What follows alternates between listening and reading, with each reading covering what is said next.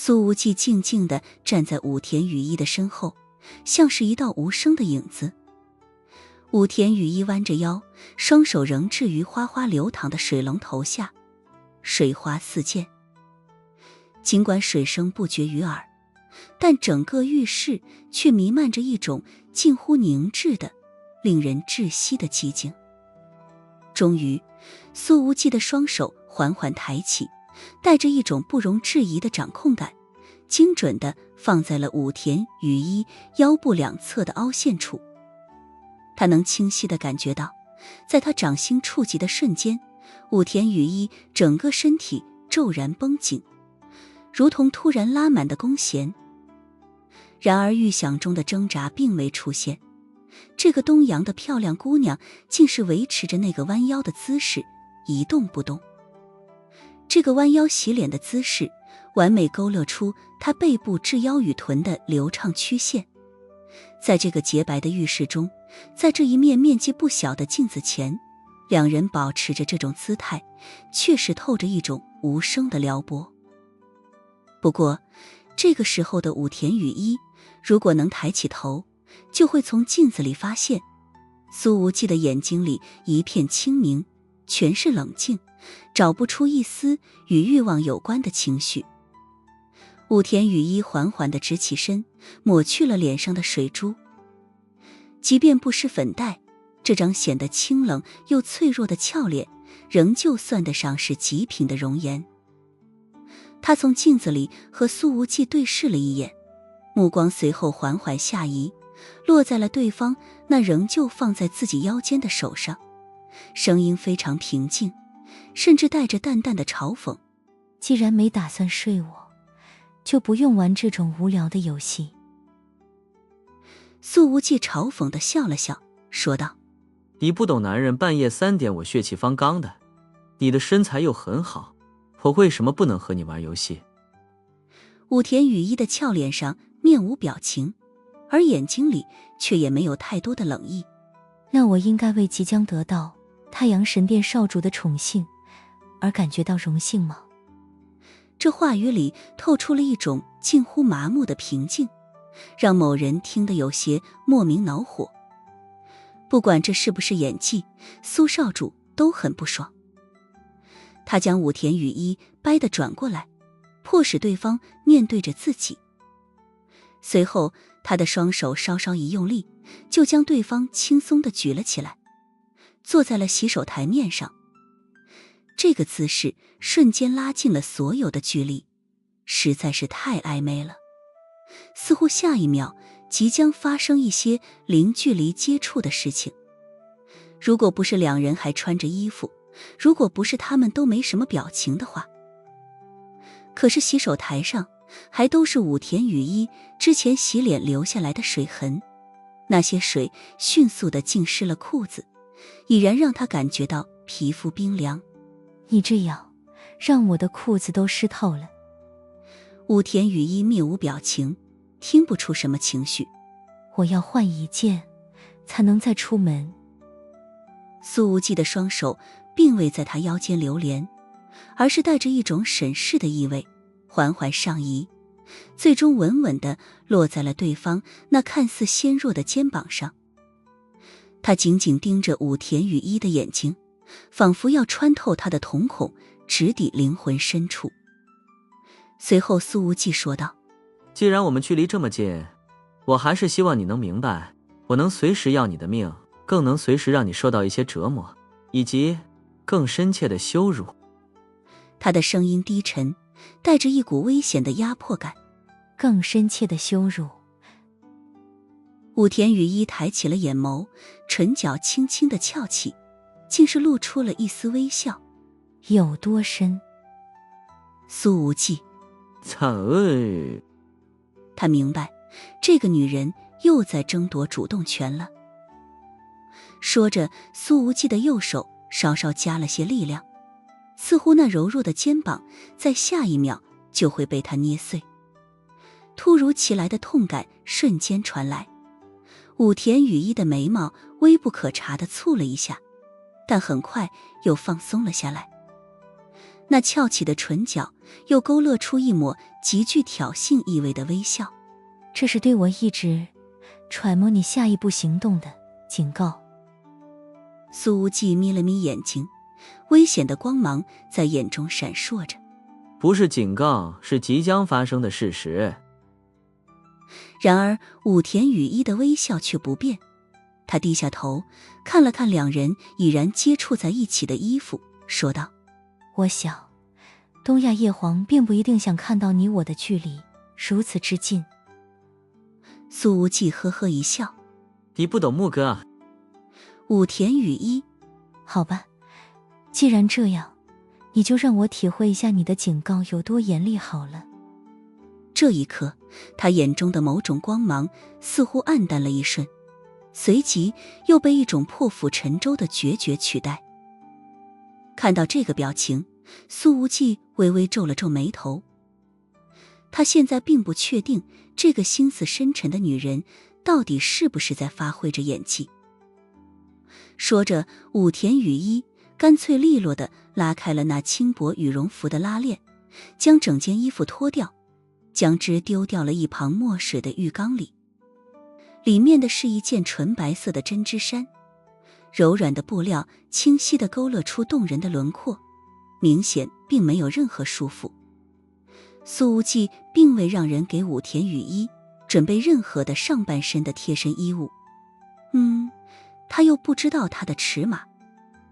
但现在看来，胸羽这个名字没起错，真实情况比表面上要凶一些。来吧。武田雨衣直视着苏无忌的眼睛，声音平静无波，说道：少主殿下，证明你刚才并不是在打嘴炮。苏无忌嘴角的弧度加深，眼神却变得更冷。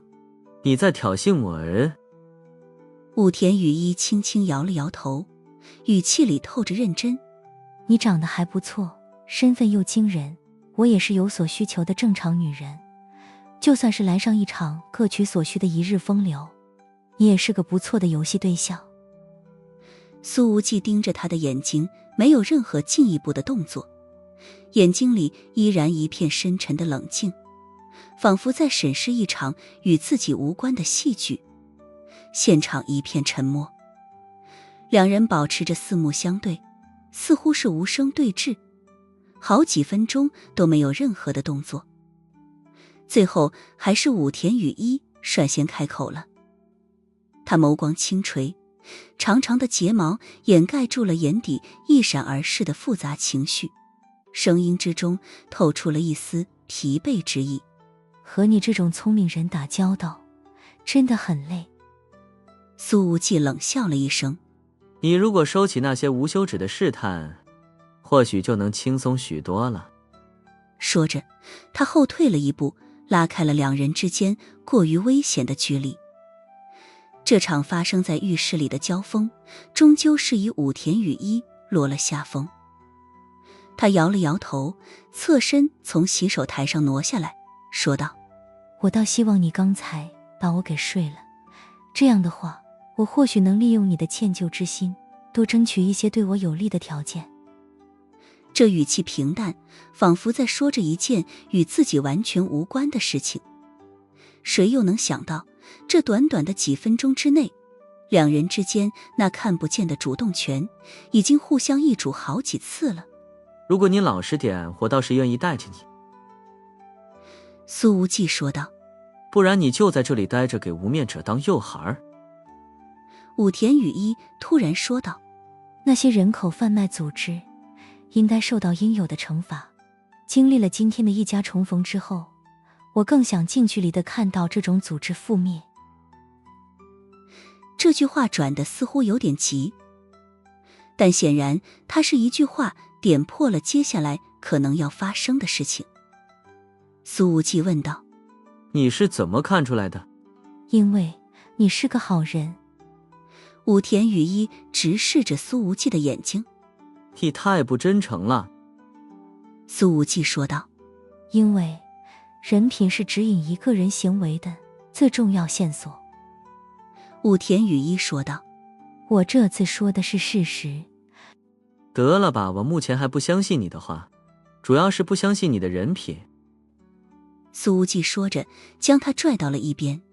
我洗把脸，给你2分钟的时间，换裤子。武田雨衣面无表情地从浴缸里捡起了羽绒服，走到了一边。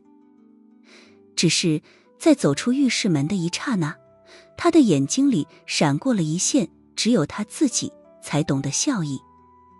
这一丝笑意微不可察，转瞬即逝。你既然是个好人，武田雨衣在心中轻轻说道，那么你的弱点就太明显了。他的脑海里又控制不住地回想起两人之前背面和正面近距离接触的样子，忍不住地再悄然感慨了一句，可怕的自制力，但如果你真的睡了我，反而会让我摸不清你的下一步呢。10分钟后，苏无忌带着表情略显轻松的武田雨衣出了门。后者的走路速度并不快，只是比挪动稍微强一些，依然很累赘。但既然选择带他出门，苏无忌就是有考量的。这2个人加起来有几万个心眼子。麦耶斯的目光在他们的背影之间来回逡巡着，似乎是想要寻找一些暧昧的证据，可是他却看不出来任何的异样。骑马凶宇的走路姿势还挺正常的。上了车之后，苏无忌淡淡说道，麦耶斯，你刚刚在后面来来回回的看什么呢？麦耶斯有点尴尬，随后咳嗽了2声，说道，我觉得你们挺般配的，不发生点什么实在可惜。苏无忌冷笑了2声，你要是再这样瞎扯，我不介意把你丢到养老院里回个炉。麦耶斯打了个冷战，立刻闭嘴，专心开车。一向少言寡语又从不撒谎的阿图罗开口说道，我非常赞成麦耶斯的观点。苏无忌没好气地说道，你也闭嘴，我有那么不挑吗？武田雨衣抿了抿嘴，下意识地转头看了苏无忌一眼，淡淡说道，我也没那么差，以前喜欢我的人挺多的。苏无忌呵呵一笑，他们都瞎了。车子穿过整个布拉迪斯拉发，在郊外的一栋6层酒店的门前停了下来。这栋楼已经有些年头了，外表明显有些斑驳，所有的房间都是拉着窗帘，看起来也不像是有生意的样子。苏无忌拉着武田雨衣下了车，甚至一只手搂住了对方的纤腰，这让武田雨衣的心中顿时涌出了一股不太好的预感。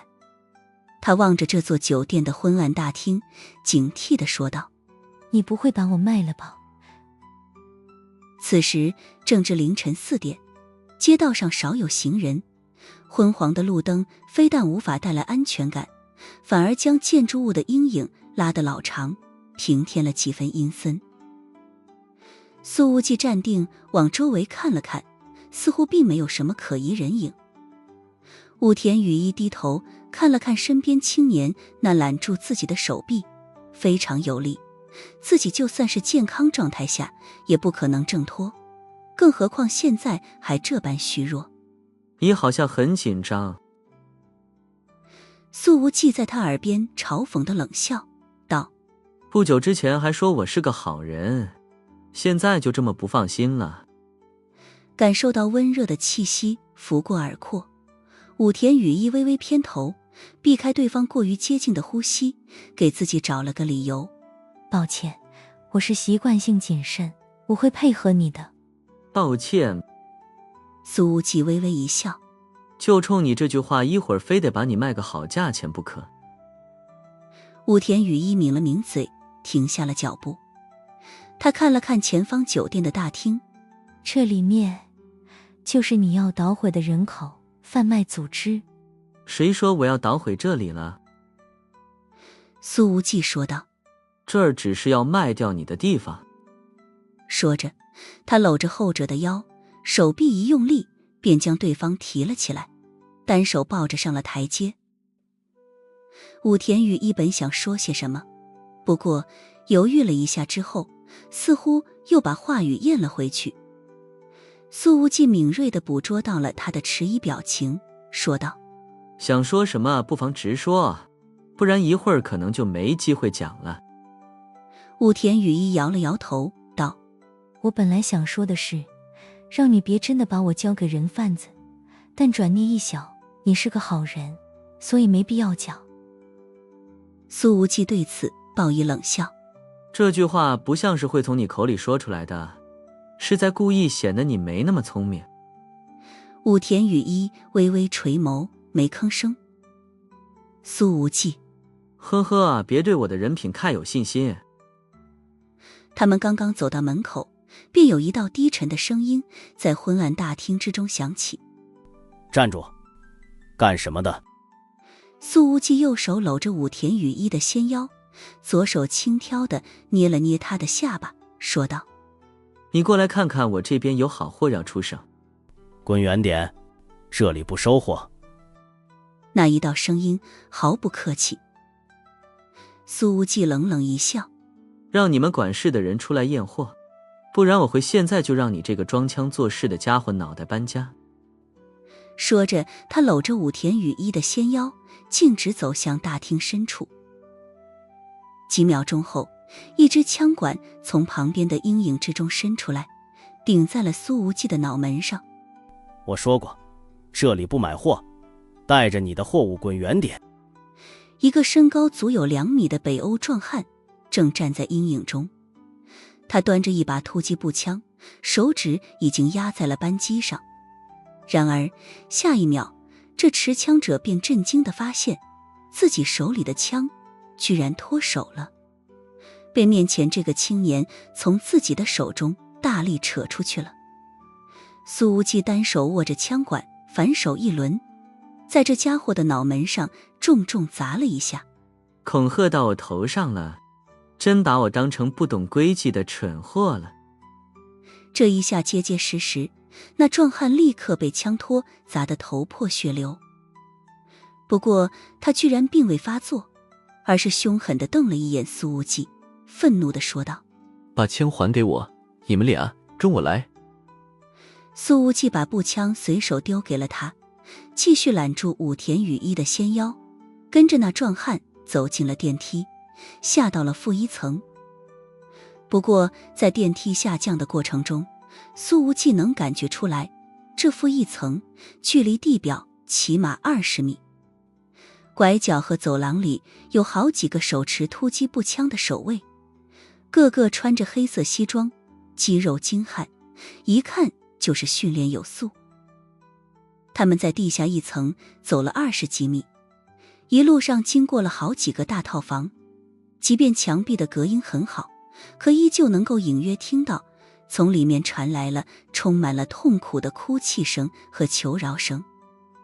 苏无忌特地看了武田雨衣一眼，发现后者面无表情，连皱一下眉头都没有，似乎那些喊声根本激不起他的半点同情和怜悯之心。两人随后被那壮汉带着进入了一个颇为宽敞的房间。房间里有2张宽大的沙发，一个大办公桌，桌子上放着专业的摄影设备。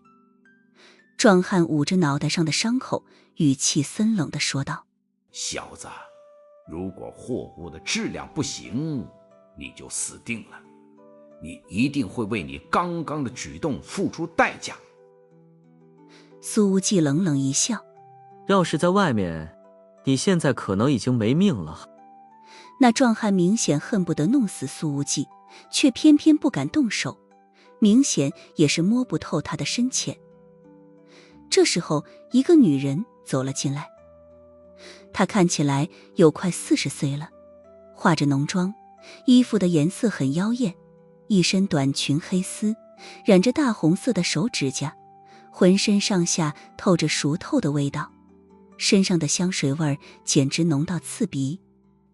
走进来之后，她在沙发上优雅落座，仔细打量了一下面色苍白的武田雨衣，说道：不错，已经很久都没有见到这样的极品好货了。他明显心情很好，给自己点燃了一根细长的烟，吐了一口烟圈，随后说道：转个圈，我看看。武田雨衣站着没动，俏脸上明显有些冰冷和抗拒。苏无忌不耐烦地说道：艾迪姐让你转个圈，听不见吗？那女人看了看苏无忌，眼睛里闪过了玩味之色。你怎么知道我叫艾迪？我们应该还是第一次见面，谁介绍你来的？苏无忌嘿嘿一笑：考特大叔告诉我的，我以前是他的帮手。艾迪说道：考特本来还说今天要来卖货，也不见他来。苏无忌意味深长地笑了笑。也许考特大叔自己先把货物里里外外仔细验收了一遍，所以耽搁了些许的时间。当然，这里只有他知道，这个叫考特的家伙已经永远都来不了了。银月已经把这个人贩子大卸8块，丢到郊外喂野狗了。艾迪没好气地说道：这家伙每次都这样，他这么一折腾，严重影响货物卖出高价。随后他又看了看武田雨衣：快点转个圈，我看看整体怎么样。苏无忌抬手作势要打，手掌在即将落到武田雨衣的脸上之时停了下来，恶狠狠地骂道：转圈听艾迪姐的。武田雨衣咬了咬嘴唇，脸上带着委屈和幽怨，缓缓转了个圈。苏无忌很确定，这个女人咬嘴唇的动作绝对是在发挥着演技，实在是逼真。下半身的整体线条还不错，腿比较普通，肌肉少了点。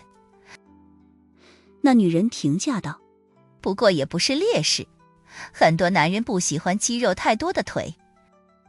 其实腿部的肌肉比较少，这个真不怪武田雨衣。之前他的腿有些久难治愈的健康问题，运动比较少，直到加入了禁锢黑渊之后，大才觉长利用他在密点亭的关系，才帮他把腿暂时治好。如果后续治疗没有按时进行，武田雨衣还得坐回轮椅上去。但平心而论，他的腿型已经算是相当不错的了，只是这个艾迪的要求确实比较高。把外套脱了，让我看看上半身。艾迪又说道：这里最影响价格。武田雨衣站着没动。苏无忌看起来更没耐心了，直接上手粗暴地扒掉了武田雨衣的羽绒服。那毫无内部束缚的纯白色针织衫便出现在了艾迪的眼前。他的目光落在了武田雨衣的脖颈之下，欣赏了一下那自然又流畅的线条，说道：居然还有惊喜，不错不错，这一下真能卖个好价了。武田雨衣先是看了看落在地上的羽绒服，又看了看苏无忌，眼神里交织着哀怨、怅惘以及悲伤。苏无忌用眼神隐晦地表达一下赞许：演得真像。武田雨衣觉得和苏无忌打交道很累，但在苏无忌看来，和这女人近距离的打交道也是极为不轻松。你不知道她的哪个表情是真的，也不知道她在哪句话里埋了坑，甚至不知道她会不会在这一系列小动作后面埋了一个大阴谋。就像她此刻楚楚可怜的模样，真的能激起男人的超强同情心。第一次还留着吗？艾迪问道。武田雨衣看了苏无忌一眼，眼眶发红，泫然欲泣。后者嘿嘿一笑：为了卖出高价，我都没舍得碰呢。艾迪的经验明显非常老道，他吐了口烟圈，说道：你没碰过，并不代表着还留着第一次。把裤子脱了，我亲手检查检查。武田雨衣的眼泪一下子涌出来了，他泪眼婆娑地看向苏无忌，语气里都带上了一丝哀求，声音颤抖地说道：可不可以不要这样？这演技都快要把苏无忌给骗过去了。他看似没好气地说道：艾迪姐是女的，碰你2下怎么了？我想被她亲自用手检查，还没那个机会呢。行啊，检查完她的姐姐，再来好好的检查你。艾迪对苏无忌抛了个媚眼，走到了武田雨衣的面前，盯着那一双流泪的漂亮眼睛说道：不过看着可怜模样，就算是不上手检查，也能看出来第一次肯定还留着，不错，可以卖个好价钱。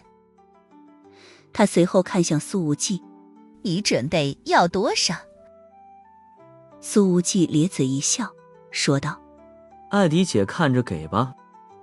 艾迪说道：正好我们有个卖家今天来收货，他本来就喜欢东亚女人，你们跟我一起过去，让他看看。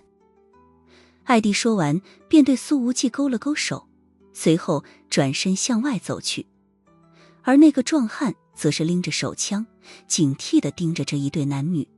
怎么？苏无忌一把揽住了武田雨衣的纤腰，后者抹了抹眼泪，小声地哀求道：你为什么不要了我？在1个小时之前，我明明要把自己给你的，我不想给别人，真的不想。这倒没有撒谎。苏无忌呵呵一笑：要你还是要钱，这个选择对我来说很难吗？听到这句话，武田雨衣的表情更加悲伤。苏无忌冷笑着看了他一眼，用眼神表达：装的有点过了。武田雨衣抿了抿嘴，稍稍收了收脸上的悲伤表情。一行人又往下走了一层，一路上又听到了两侧房间里传来不太和谐的声音。艾迪来到了走廊尽头的房间门口，敲了敲门：白先生，打扰您了，我们这边来了一个。然而他的话还没说完，房间里忽然传来了一道枪声。砰！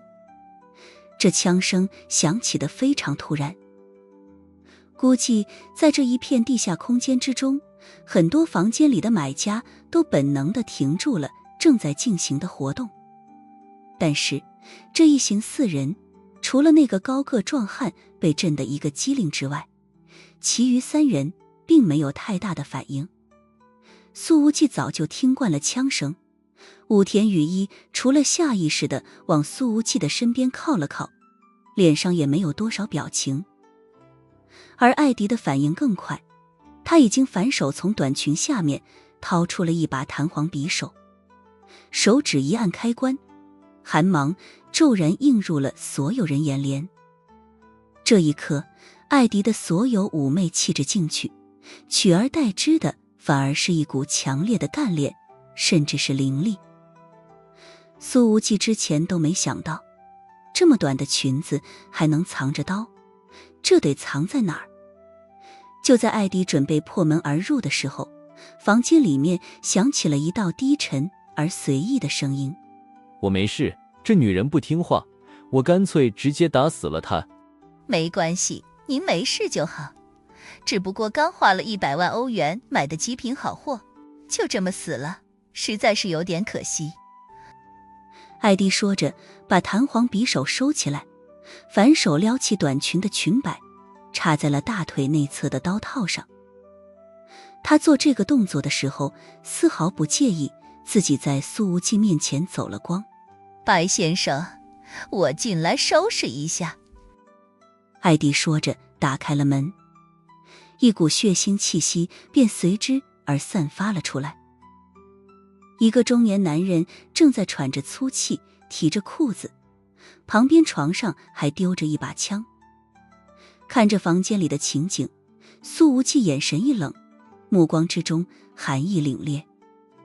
因为在床上还仰面倒着一个年轻女孩，她的衣服已经被扯烂，左胸口的位置中了一颗子弹，从弹孔中流出的血染红了半边床单。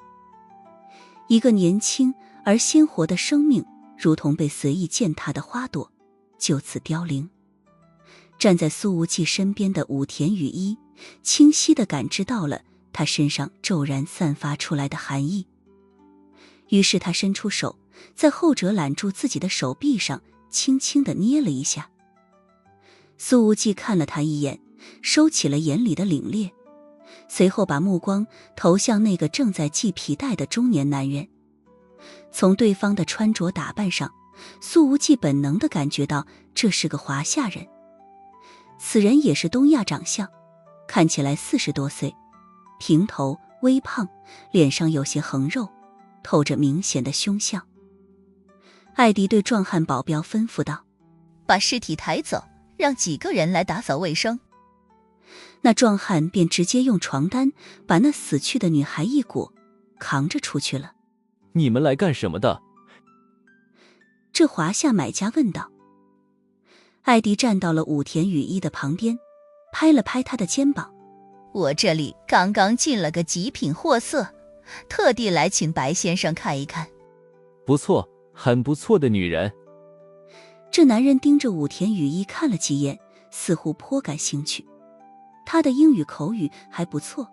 是华夏人。艾迪说道。是东洋人。这白先生的脸上顿时露出了满意的神情。东洋女人，这太好了。说着，他搓了搓手。我现在就来验货，如果货物满意，我一定出一个让你们所有人都满意的高价。武田雨衣往苏无忌的怀里靠了一步，仿佛受惊的小鹿。这娇软柔弱的姿态让那个凶残的买家明显更激动了。苏无忌看出了武田雨衣往自己怀里靠过来的小心机，但是他没有拆穿。要是放在进入这房间之前，他一定会往旁边站上几步，但现在在目睹了床上的惨状后，他眼底的杀意已如实质般弥漫开来。跟着我不会吃亏的，哈哈意。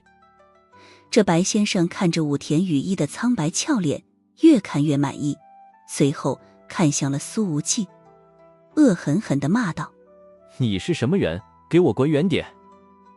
武田雨衣几乎要缩在苏无忌的怀里了，瑟瑟发抖。艾迪忽然觉得气氛有点不太对劲，下意识地看了苏无忌一眼，因为他从这青年的身上感受到了杀意。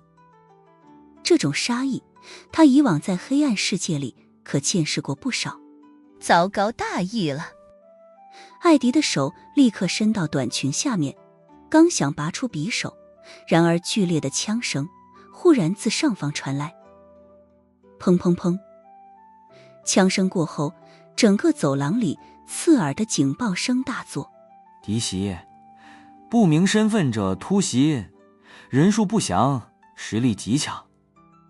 喊声在艾迪的通讯器里响起，而这时候，轰！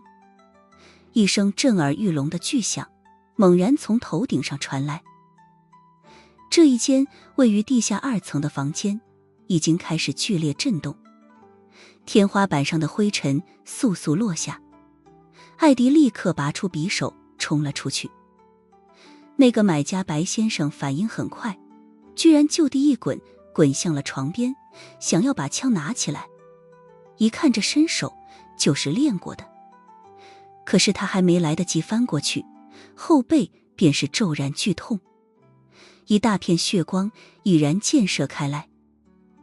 苏无忌的紫色长剑直接横劈在了他的后背上，削飞了一大片皮肉。白先生发出一声凄厉的惨嚎，沉重的身躯向前扑倒，重重砸在床沿上。他挣扎着回过头，眼中充满了难以置信的惊恐与怨毒。你是什么人？你为什么砍我？他歇斯底里地吼道。苏无忌没有回答，又是抬手一挥紫色软剑，剑锋从白先生的胸前横扫而过，把他的胸肌全部削下来了。白先生再次发出杀猪般的嚎叫，鲜血瞬间染红了周围的地面。苏无忌一步踏前，踩住了白先生试图再次抓枪的手腕，骨骼碎裂的声音清晰可闻。他做错了什么？苏无忌的声音冰冷的没有一丝温度，他指向床上那一大片血迹。就因为不听话你就杀了他？不过是个买来的货色，100万欧元而已。你知不知道我是谁？敢动我，你这……白先生咬着牙威胁道，但剧痛和恐惧让他的话语断断续续，明显有些色厉内荏了。我知道你是谁。苏无忌打断他，眼神冷得如同万年寒冰。你是个猪狗不如的畜生。话音未落，紫色长剑再次扬起，剑尖精准地抵住了白先生的咽喉。冰冷的触感让他瞬间僵直，所有威胁的话语都卡在了喉咙里。别杀我，我有钱，很多很多钱，都给你。这家伙终于崩溃了，涕泪横流的求饶。放我一马，我什么都给你，我发誓，都给你。你的钱。苏无忌一字一顿，声音里蕴含着压不下的怒火。洗不干净你手上的血。紫色软剑的剑锋已经割破了对方脖颈处的皮肤了。武田羽衣站在苏无忌身后，看着他那挺拔而冰冷的背影，又看了看床上的一大片血迹，眼中闪过一丝复杂的情绪。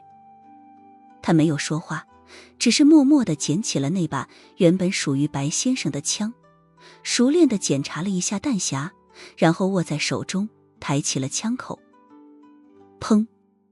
扳机扣下，枪声响起，子弹钻进了白先生的左胸口。和那个被他打死的女孩一样，他也被打爆了心脏。苏无忌看了武田羽衣一眼，眼睛里唯有诧异。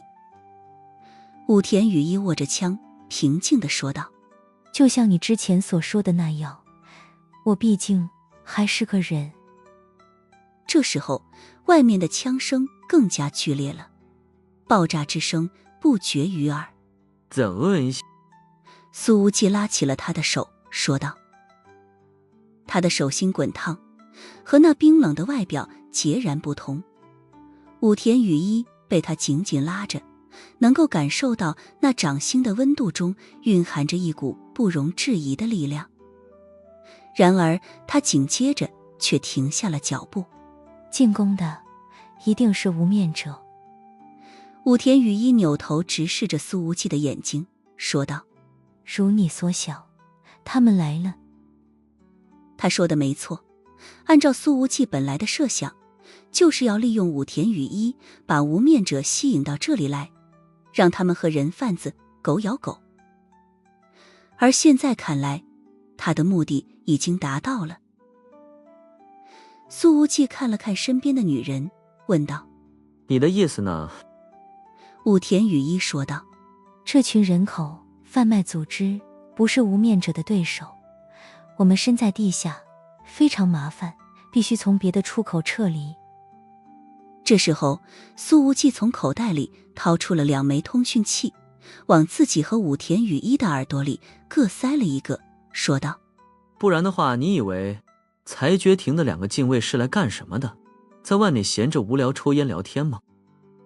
果然，随着他这句话落下，耳机里已经传来了麦耶斯的声音：来了5名无面者，还有1队专业佣兵，起码30人。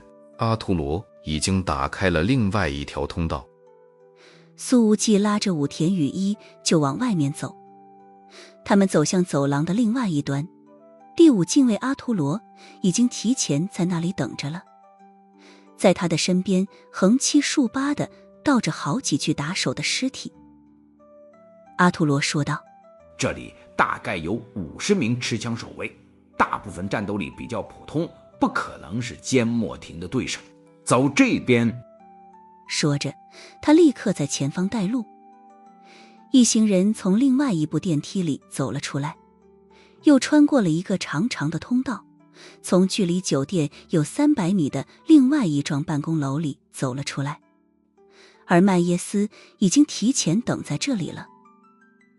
枪声和爆炸声都已经被甩在后面，显然目前的每一步都按照苏无忌的计划进行。他在来到这里之前就已经让人摸透了这里的所有布置。然而这时候武田雨衣却停住了脚步。怎么了？苏无忌问道。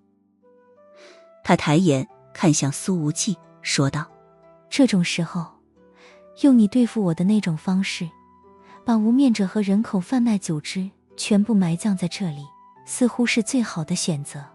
然后呢？苏无忌说道。你好像还有别的话要讲。武田雨衣说道。这里还有很多被拐卖者，你应该不会放弃他们的。而我……停顿了一下，他的眼前浮现出了那个被打穿心脏的年轻女孩，又说道：我也不赞成放弃他们。苏无忌竟是笑了笑。挺好，你的人品有所进步了。显然他从来没打算放弃过那些姑娘。说完，他伸出了手。麦耶斯从腰间拔出了一把信号枪，放在了苏无忌的手上。后者抬起手臂，枪口斜斜向着酒店的大楼上方扣动了扳机。随着信号弹射进夜空里，武田雨衣的苍白俏脸上也笼罩了一层迷蒙光晕。他看着远处冲出来的影影绰绰的身影，迟疑了一下，似乎有很多话想问。今天晚上是银月和游侠神殿的联合行动。苏无忌解释道。真是精彩。武田雨衣抿了抿嘴，眸光清幽，发自内心地说道：佩服。他甚至不知道苏无忌是什么时候布的局，现在想来，应该是对方还在南美激战的时候，就已经在分心关注欧洲这边的事情了。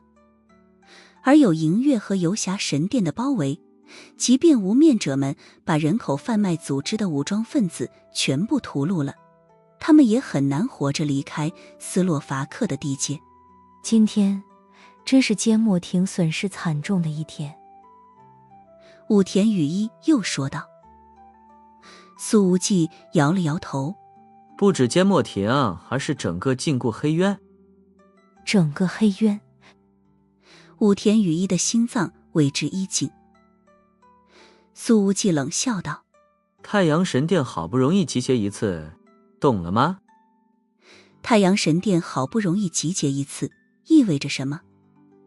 听到这句话，武田雨衣深吸了一口气。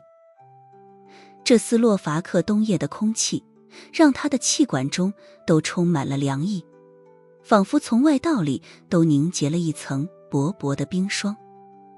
听着几百米外的枪声，武田雨衣说道：想要重创黑渊没那么容易的。且不说那个虚无缥缈的牧者亭，就算是缄默亭也是隐藏极深，才绝亭的暴露完全是我的失误。其实说这话的时候，他依然并不认为是自己的问题，而是苏无忌太妖孽了。光是从电话里听到水声，就能找到裁决庭的瀑布据点，这种推断能力简直强到了离谱。苏无忌淡淡说道：可是这一次出手的是太阳神殿。这话语之间明显蕴含着极为强大的自信。武田雨衣眸光清敛，仿佛将眼底那一闪而逝的战意悄然藏起。怎么，你想什么呢？苏无忌忽然伸出手来，勾住了他的下巴，迫使他的那一张俏脸微微扬起。我好像感受到了你的战意。武田雨衣近距离地直视着苏无忌的眼睛，面无表情。太阳神殿这么强大的对手，实在是让人心驰神往。他说的是心里话。武田雨衣并非说的是要加入太阳神殿，而是向往成为这个曾经第一势力的对手。他此刻甚至已经忍不住设想，如果此刻执掌禁锢黑渊的人是他，能否提前布局，躲过今晚这场灭顶之灾？苏无忌眯了眯眼睛，你的想法稍微有些危险。武田雨衣垂下眼帘，目光落在苏无忌腰间的紫色软剑上。我只是出于对太阳神殿的尊重，仅此而已，并没有其他的意思。苏无忌说道。如果这次放你回去，你依旧站在我和牧哥的对立面，那么我会不择手段地杀了你。武田雨衣重新抬起头，迎着苏无忌的目光，眼睛里有着只有他自己才能读懂的自信，说道：我相信杀了我会成为你的损失。苏无忌冷冷一笑，我怎么不太明白你这句话的意思？武田雨衣的目光之中有着一抹挑衅的热量，他说道：如果我死了，你的人生会变得有些无趣。苏无忌说道：听起来你会变成我的玩具。武田雨衣：我不是这个意思。这两句话是怎么划等号的？这男人是什么脑回路？你这一天天病恹恹的，有什么好玩的？苏无忌松开了对方的下巴，嘲讽地说道：现在距离你撑过无面者的7天追杀还有将近5天的时间，你还是先好好想想该怎么熬过这5天吧。说着，他转过身，望着远处酒店的战火。武田雨衣看了看眼前青年的背影，轻轻摇了摇头。在你的身边，我甚至不需要动脑子去思考接下来的5天该怎么过。顿了顿，他低声补充道：这种感觉其实不坏。旁边的2大禁卫都听到了这句话，两人齐齐看向了武田雨衣。和他最熟的麦耶斯说道：兄宇，你加入黑渊的时间并不长，就算这时候选择离开，其实也没什么的。阿图罗也说道：大才绝长，不会怪你的。武田雨衣默默摇头，没有多言。我的建议是，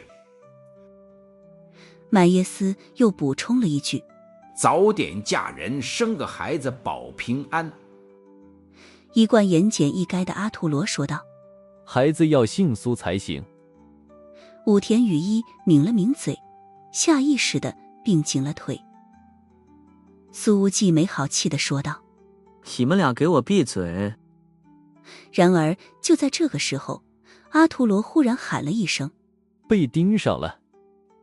在阿图罗刚刚出声示警的时候，苏无忌便陡然压住了武田雨衣的后脑勺，按着他趴在了地上。砰！一发子弹已经击中了身后的墙壁。如果不是他们俩躲得快，那么武田雨衣怕是要被这发子弹开膛破肚了。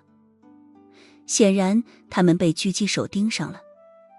麦耶斯的身形已经如闪电般直射而出，朝着子弹射来的方向飙去。苏无忌的双手紧紧搂着武田雨衣的纤腰，抱着他直接离地跃起，几乎是眨眼之间便出现在了10几米开外。谢谢。武田雨衣说道。道这一声谢，不只是因为苏无忌刚刚救了他一命，还因为在他被按着扑倒在地的时候，苏无忌还用另一只手挡在了他的脸前。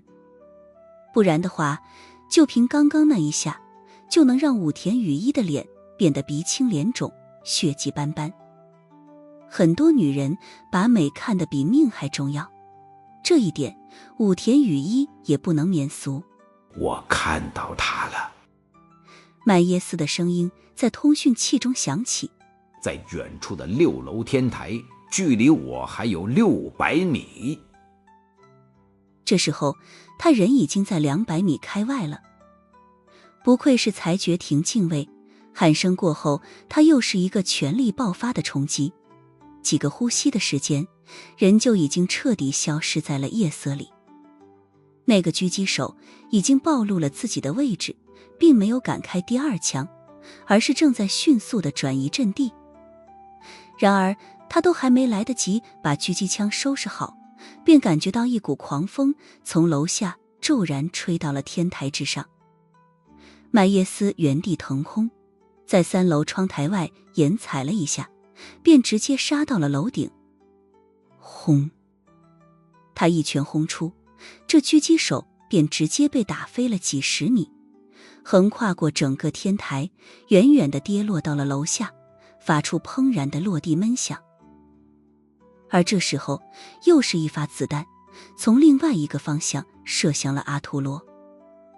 不止一个狙击手，本来5名无面者和30名专业武装人员正在和那个人口贩卖组织缠斗，而银月和游侠神殿的精锐又已经从外围将他们所包围。在这种情况下，这群家伙居然还能在外围布置狙击手，寻找到苏无忌和武田羽衣的真实位置。这一系列操作已经算是很有脑子了。阿图罗说道：我去拿下他。话音未落，这家伙已经朝着第2发子弹射来的方向飞奔而去。你跟我走。苏无忌说着，直接把武田羽衣塞上了副驾。由于时间紧张，他甚至没有绕到另外一侧开门上车，而是直接从副驾上爬到了主驾驶。确切地说，是从武田羽衣的身上爬过去了。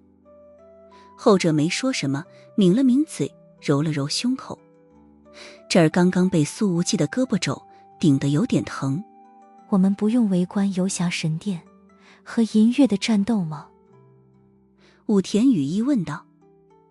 他其实是真的想要近距离观察一下这2大组织的出手，毕竟自己加入黑渊的时间不长，对西方黑暗世界的了解都是浮于表面。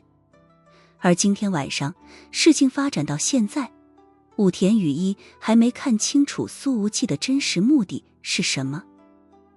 他看似捣毁了一个体量不小的人口贩卖组织，看似引得无面者进入了游侠神殿的包围圈，但武田羽衣总觉得这绝对不是苏无忌最终的战略目标。我们还有更重要的任务。苏无忌说着，发动了车子，沿着公路一路飞驰。我们去哪里？武田羽衣问道。苏无忌扭头看了他一眼。既然选择用你来当诱饵，自然得榨干你的利用价值才行啊。这我知道。武田羽衣说道。只是……他稍稍迟疑了一下，随后眸光一亮，道：我猜到了，大晋顾长给他妹妹选择的盟友就是你的敌人。紧接着他的声音都不自觉地提高了8度。你真正要掉的是猩红之神。之前大晋顾长给了安娜贝拉一个坐标，而这个坐标就是猩红之神的所在位置。当时这位大晋顾长就是要让猩红之神来为妹妹挡住无面者的攻击，但他没想到的是，苏无忌从洛克斯的口中得知了这一切，并且提前祸水东引。而此刻，苏无忌和武田羽衣距离大晋顾长所给出的那个坐标已经非常接近了。苏无忌扭头看了他一眼。不错，能反应过来，脑子算可以了。这时候他扶了扶通讯器，听了听里面的声音，随后对武田羽衣说道：5名无面者已经在游侠神殿和银月的围攻下死掉了3个，还有2人在逃。其实耳机里所响起来的是艾斯戴尔的声音。这位伤势尚未痊愈的杀手教官已经亲临现场。武田羽衣问道：我能不能问一问，这次游侠神殿所出动的是什么级别的强者？是我。苏无忌专注地开着车说道。怎么？苏无忌反问。对我的实力就这么不信任吗？不，你很强但成。武田雨一摇了摇头，还不够强。他显然认为苏无忌还有后手，这个男人目前显然还不会跟自己交心。苏无忌呵呵一笑，觉得我打不过猩红之神。我如果是猩红，这个时候肯定会露面。武田雨一轻轻摇了摇头，说道。但是他想起了加列戈斯，也不知道加列戈斯会不会敢不敢给猩红之神反戈一击。毕竟他可是猩红之神麾下的第一战将，未来说不定都有可能继承猩红之神的位置。一边是父母，一边是前途，该选择哪个？这个问题真的很考验人性，尤其是在混乱不堪的黑暗世界。但是什么？苏无忌已经开始放慢了车速。但是武田雨一说道，一定还有更强的无面者没出现。苏无忌，是吗？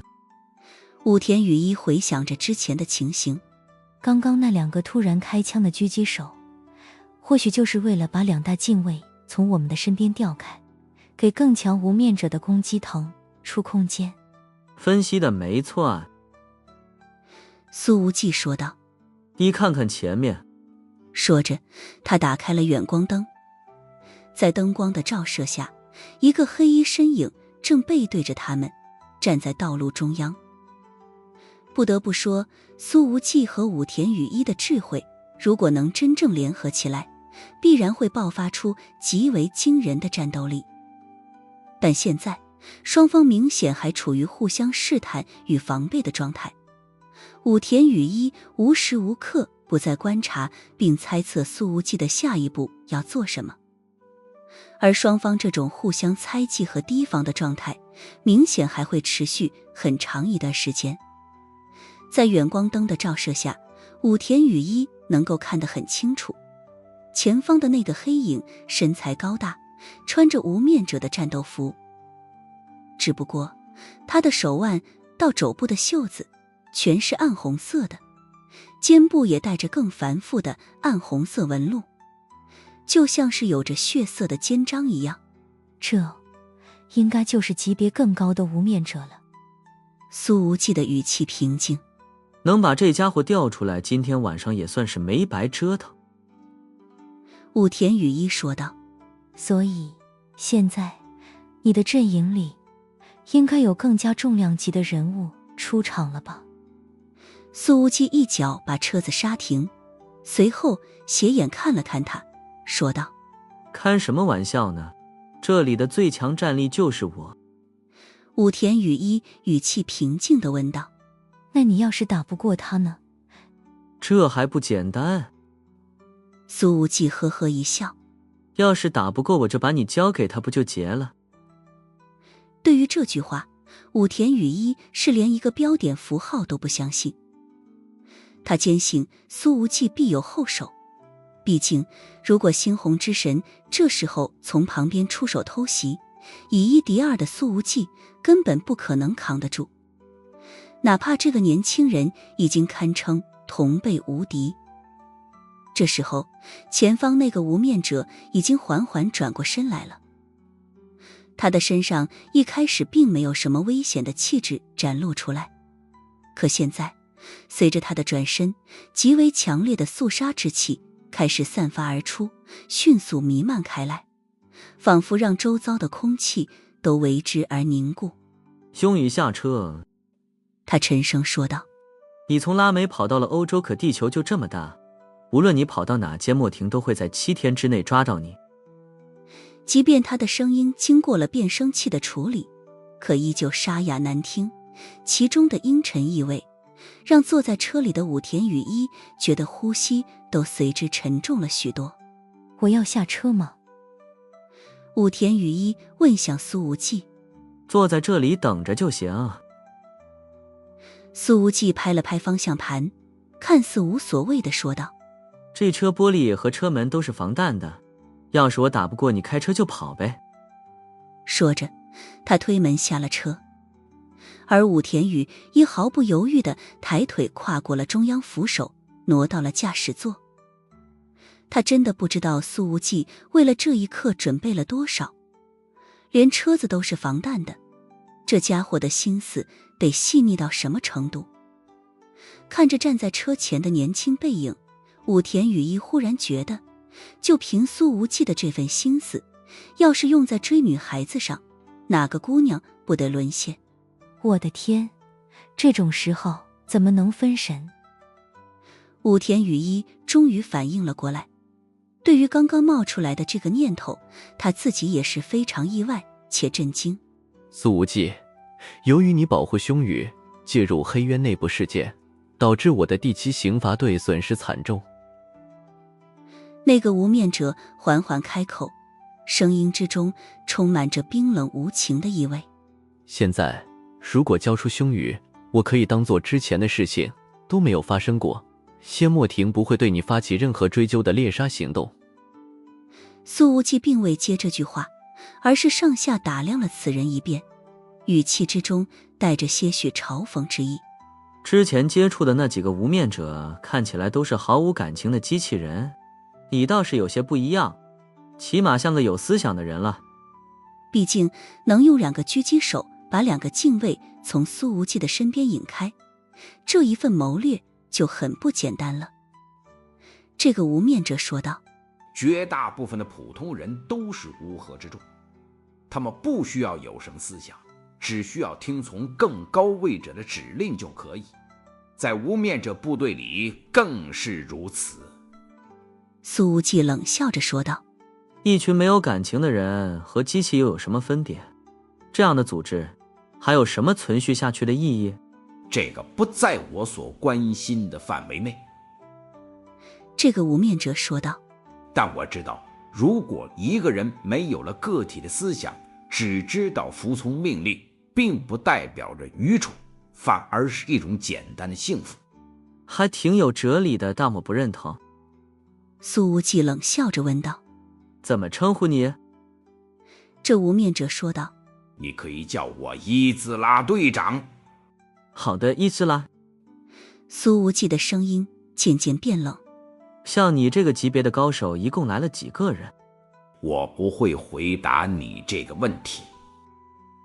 伊兹拉显然是有点脑子的，他摇了摇头，从2个袖子间各掏出了一个30厘米长的暗金色短棍。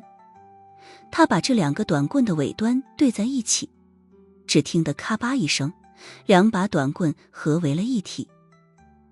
这还不是结束，这2把短棍对接成功之后，从另外一端又各自弹出了30厘米，整体长度变成了1.2米。而在这长棍的2个顶端，又各弹出了一节20厘米长的锋刃。看起来，这武器就像是一只暗金色的双头长矛，锋刃上寒光四溢，杀气逼人。而在亮出了这把武器之后，伊兹拉身上的气势变得越发凌厉，似乎整个人已经变成了一把锋利的兵器。苏无忌丝毫不慌，微微一笑，这武器有点意思。而坐在车厢里的武田雨衣在看到了这武器之后，似乎是想到了什么，立刻把窗户打开了一条缝隙，高声提醒道，小心，凡是使用这种武器的，应该都是大奸莫长的弟子。伊兹拉说道，不愧是裁决庭的新任智囊，连这么隐秘的消息都知道。如果你能扛过7天，那么或许现任大裁决长便后继有人了。顿了顿，他补充了一句，但是这种情况在你的身上不可能发生。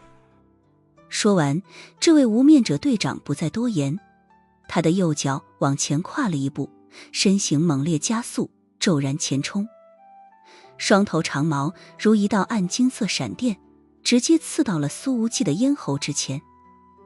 这速度实在太快了，整个人几乎只在空气中留下了残影。看着这无比犀利的攻击，武田雨衣的手心已是瞬间布满了汗水。这一招杀意爆棚，哪怕他坐在车厢里，都感觉到了无形的气势冲击。苏无忌能扛得住吗？然而在武田羽衣的注视之下，苏无忌却不退一步。紫色软剑已经自腰间弹出，像是灵蛇般缠向了毛身。剑锋与毛刃摩擦，发出一连串令人牙酸的精铁交鸣之声。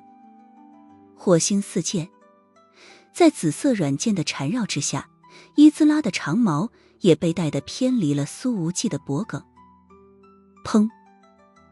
与此同时，巨大的气爆声随之炸响，两人的左拳齐齐轰出，同时命中对方的胸膛。这一拳过后，两人各自退开了好几米。苏无忌的胸腔受到了重击，咳嗽了2声，而伊兹拉看起来则是毫无反应，甚至连气息都没乱。苏无忌见状，甩了甩被震疼的左手，没好气地说道：你的胸里面垫的是什么玩意，这么硬？你现在如果要退，已经晚了。在接下来的7天里，无面者与你不死不休。伊兹拉说着，身形再度闪现在了苏无忌的身前。他的长矛大开大合，在力量与速度之间取得了完美的平衡，每一次挥扫和突刺都带着撕裂空气的尖笑。这一片区域已经布满了凌厉的杀机，而苏无忌的剑法则是诡谲多变，紫色软剑刚柔并济，身形如鬼魅，总在坚不容发之际避开对方的危险攻击，并且能在第一时间完成有效反击。几乎每隔1-2招，他的剑尖就要指向伊兹拉的咽喉，逼得狂攻的后者不得不收招补救。而就在这个时候，苏无忌忽然一声高喝：给老子滚一边去！随着这一声吼，他的紫色长剑狠狠斩在了伊兹拉的长矛之上，刺眼的火星迸发，劈得漫天暗金色影迹陡然破碎。就在这攻击间歇的下一秒，苏无忌的身形骤然而起，一记凌厉至极的鞭腿狠狠抽在了伊兹拉的胸口。砰！剧烈无边的气爆声已然炸响，伊兹拉的身形朝着后方平移数米，虽然上半身看起来仍旧极稳，可他的双脚已经在地面离出了2道浅沟了。苏无忌踢出了这一脚之后，也因巨大的反震之力而噔噔噔的后退了好几米，一直撞到了汽车的引擎盖上。胸可真够硬的。苏无忌揉了揉右腿脚踝和迎面骨，武田羽衣双手紧握方向盘，指节因用力而发白。他的目光死死锁定在车外那2道身影上，心中情绪翻腾，紧绷而复杂。这是他第一次亲眼看到苏无忌全力出手。虽然早就认为这个华夏年轻人是同辈无敌，可是此刻在近距离目睹之后，他的强大还是超出了他的预期，竟然能够和无面者的刑罚队长打得有来有回。那个伊兹拉可是大间莫长的弟子，甚至武田羽衣能够看出来，刚刚的那一记鞭腿不仅仅是武力上的压制，更是一种对战斗节奏的绝对掌控，仿佛一切都在他的计算之中。看起来与无面者对场平分秋色，实则苏无忌游刃有余。你很不错，但距离突破我的防守还很远。伊兹拉说着，暗金色长矛一挥，再度冲向苏无忌。而就在2人的身形再度纠缠在一起的时候，武田羽衣的心中忽然涌出了一股无法言喻的危险感。他还没来得及抬脚踩油门，一抹猩红之色就已经飘进了他的余光里。